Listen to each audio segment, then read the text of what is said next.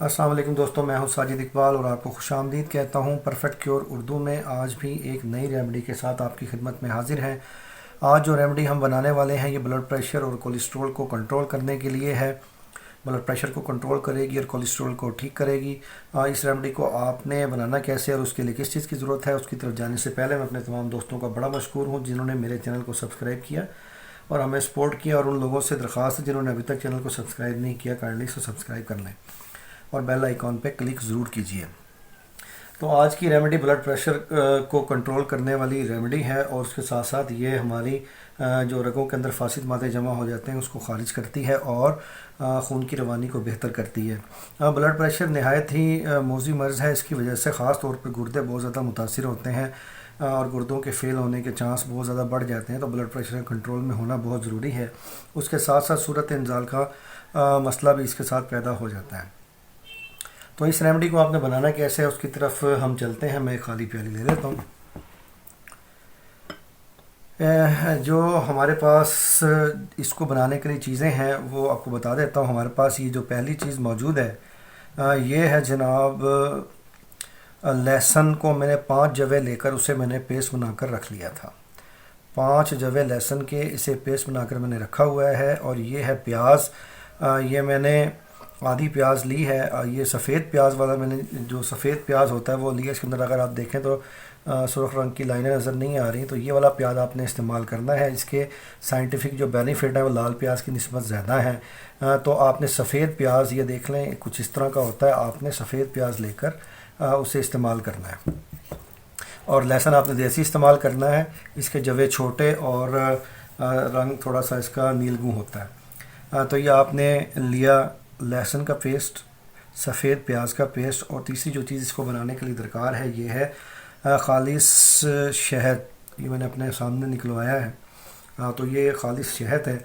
अब आपने इसको बनाना कैसे है इस रेमेडी को, उसके लिए आपने करना ये है, आप एक स्ट्रेनर लेके इसका पानी स्टेन कर सकते हैं। अगर आप इसका गूदा खा सकते हैं तो उसका आप गूदा भी इस्तेमाल करेंगे। आपने ये 2 चम्मच ले लेना है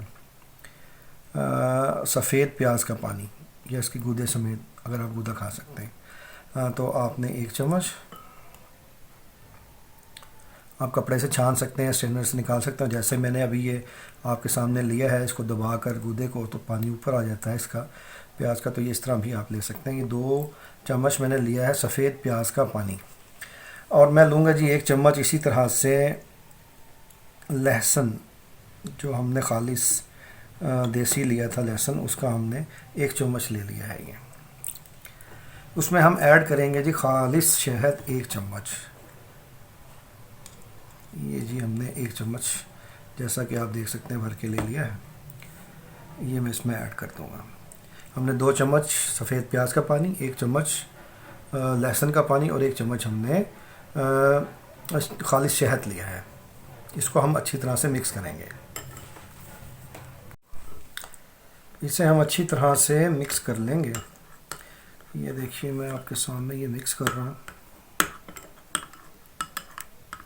ये शहद, प्याज का पानी और लहसुन का पानी, ये अच्छी तरह से जब मिक्स हो जाए तो आपने सुबह निहार में उसका 1 चम्मच ले लेना है।